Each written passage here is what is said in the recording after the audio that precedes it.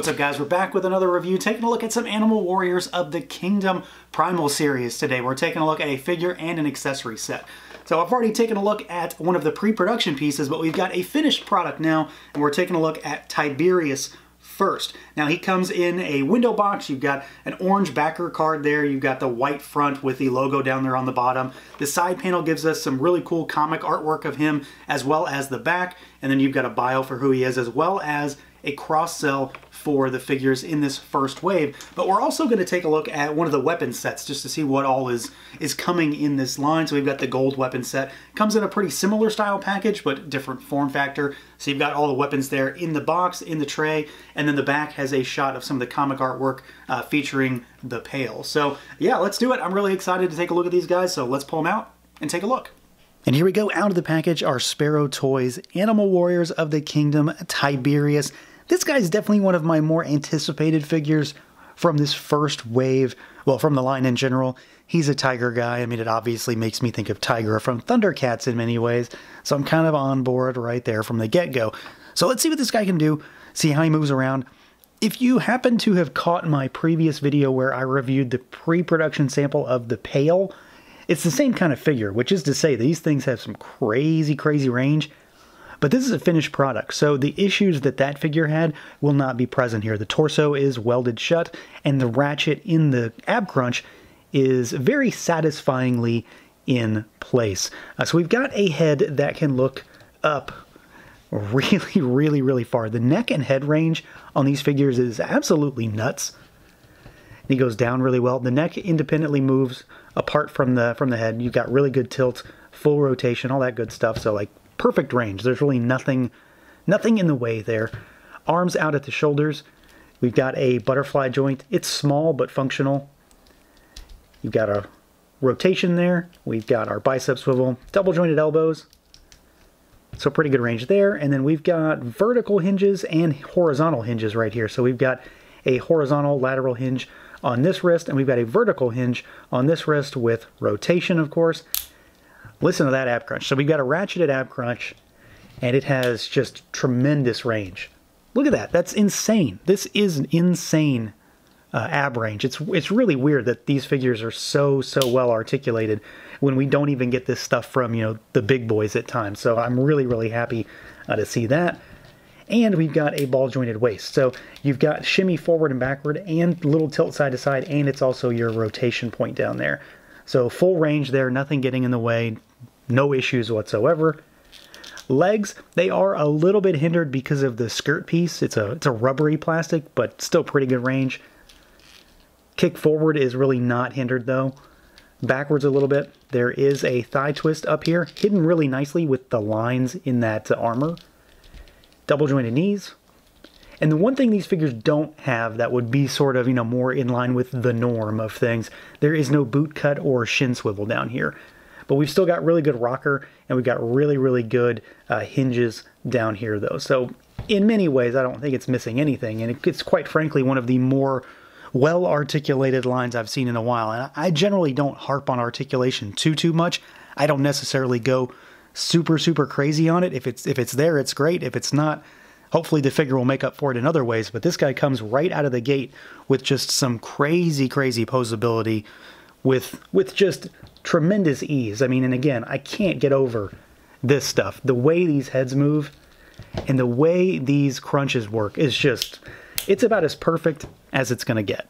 Now, visually, really happy with this figure, and he's kind of in contrast to the pail that I looked at, because the pail is a mostly unarmored figure in this line. He's got some, but he's mostly naked.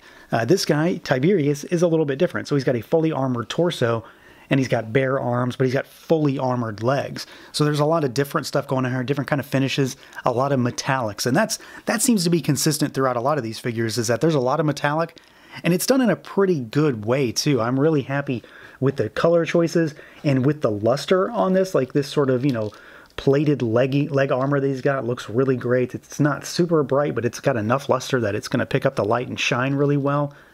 The piping in the actual armor itself. So some of it's a more flat, some of it's more shiny, more glossy, and then some of it's more metallic. But I do like this color combination with the sort of deep orange for, you know, well, him being a tiger guy. So we've got some very earthy tones for a lot of his armor, but then it's accentuated by orange's complementary color, which of course is blue.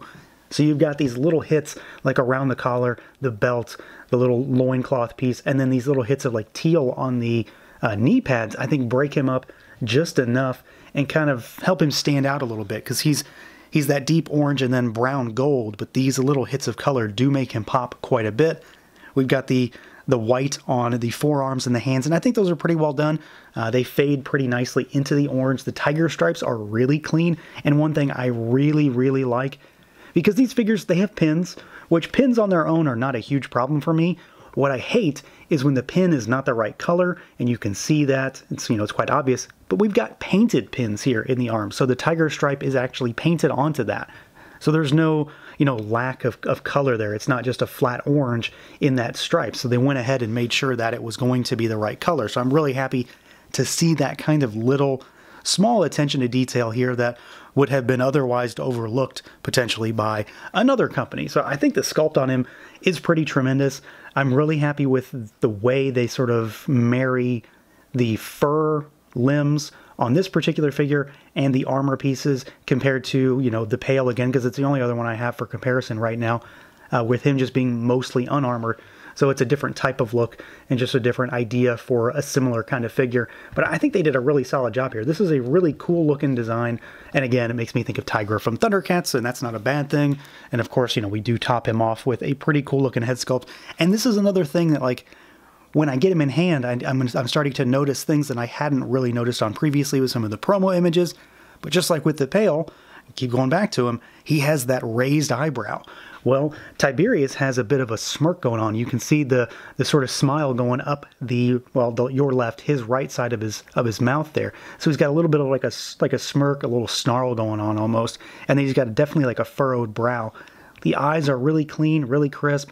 The white on the fur looks good. The tiger stripes again are really clean. There's a lot of clean paintwork all over this figure.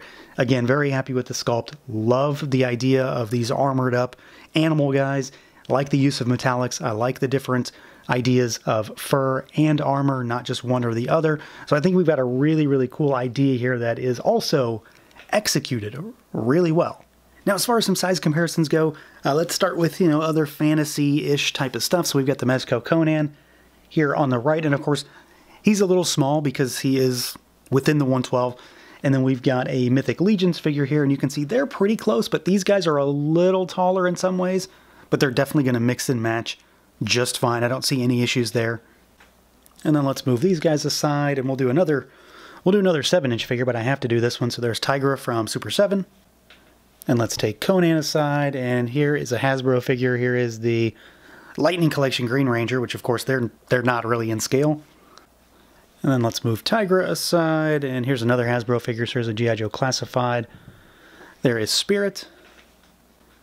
And let's move him aside, and here is Figuarts, so SS4 Vegeta. And let's go one bigger one. So here is a Baff from Hasbro. There's the controller from Marvel Legends. You can see he's a lot bulkier, but to give you an idea of what he looks like. These are a little on the tall side, not in a bad way, just in that they're going to be a little taller than pretty much all your Hasbro stuff, and maybe slightly taller than some Legions, but they're going to fit in pretty well with a bunch of 7-inch style figures. Now, as far as accessories goes, these guys come with a pretty solid spread. We do have weapon packs to talk about in this line. We will be talking about one here, of course, but as far as what Tiberius himself comes with, we've got a few extra hands. First of all, so he's got gripping / trigger finger hands on him in the box. You get a set of fists, and you get a set of these sort of open palm, large gripping style posy hands, you know, gesturing hands. I will say one thing to keep an eye out for is these don't come in the tray. They come in a little baggie inside the box, so make sure you're not, you know, accidentally tossing that out. And then he comes with some actual weapons. So we get this crossbow, so it's black with some gunmetal accents on like a skull on the top here. I have said time and time again, I'm not a big fan of crossbows and bows and arrows and type of things, but this does look pretty cool. We get 2 of these really sweet curved axes And his color scheme is definitely going to lead towards the silver when it comes to weapons. So you get a black handle, and then you get these really, really metallic silver blades. I do like that. They're doing metallic really well in this line. And then we get this big 4-bladed club mace thing. So it's got some brown wraps on it. And it's all pitted and worn. So I do really like that. And it's really large too. He can, of course, hold this in 2 hands, and then he can dual wield these guys, or he can blast somebody with a crossbow. So he comes with a pretty solid spread of what's in the box on its own. There's a lot of other weapons and combinations of things in this line, but I think for this one figure, this is a pretty solid start. Now we've also got some extra accessories to talk about because we're doing one of the accessory packs as well. And there's a handful of these in this wave, in this Kickstarter. This happens to be the gold version. And there are a handful of ranged weapons, well, guns, and melee weapons here too. So I like the fact that these are kind of, broad in scope. And there's a lot of different things here. There's not anything that's the same.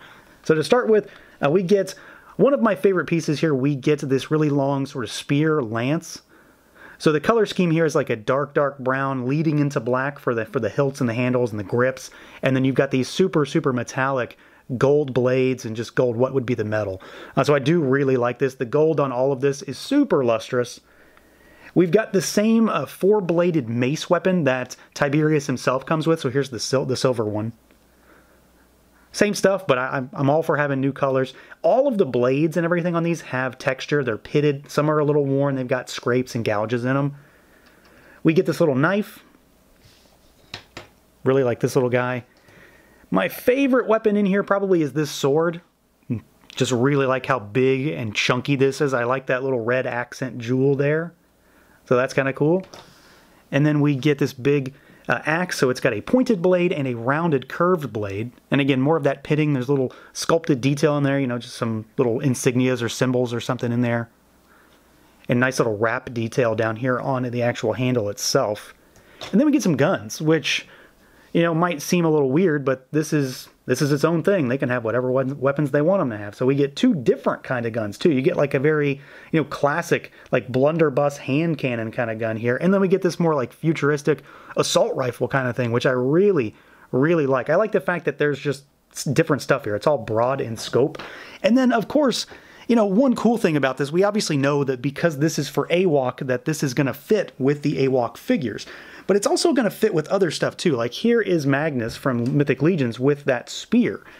This stuff is going to mesh really well in and out of the AWOK line. Like, of course, that's what it's meant for, but it's going to go really well with other stuff also. So you can use this with your legions maybe, or with your other larger scale figures, and it's not going to look out of place in any way. And then here is here's Tiberius with that gun. So you can see he's going to hold this stuff really fine. Of course, he's got the hands for it, but this stuff is going to fit with other figures, with other lines, just fine. You can get a bunch of these weapons and beef up your legions or whatever other kind of figures you've got if you want some, more sword and sorcery fantasy type weapons, or if you maybe need some extra guns that, kind of run the gamut in terms of what they're actually going for. So I like this assortment. I like the color. Again, the gold is super lustrous, and you get a bunch of cool different things that are going to work in and out of this line. So yeah, really happy with this guy. Again, this was kind of the one I was really most interested in when it comes to this first wave, this first push of figures. But I'm pretty sure I'm going to be happy with a lot of these. I was pretty head over heels with the Pale when I got him in that early sample stage. And to get a finished product is even more exciting because it fixes some of the quote-unquote problems that other figure had. And he's just great. He moves really well. He looks cool. He's got a new sort of unique design. This isn't the same old thing on your shelf. Comes with some solid accessories. But again, a lot about this line comes down to, surprisingly for me, how well these figures move. I usually don't go crazy with how well things have to move, but the simple fact that these things can move so well without any muss or fuss is just crazy. I'm really happy with what they did with the articulation with these figures without sacrificing the design. So that's going to do it for this look at the Animal Warriors of the Kingdom Tiberius. Let me know what you guys think. Feel free to like, comment, subscribe, and share, and until next time.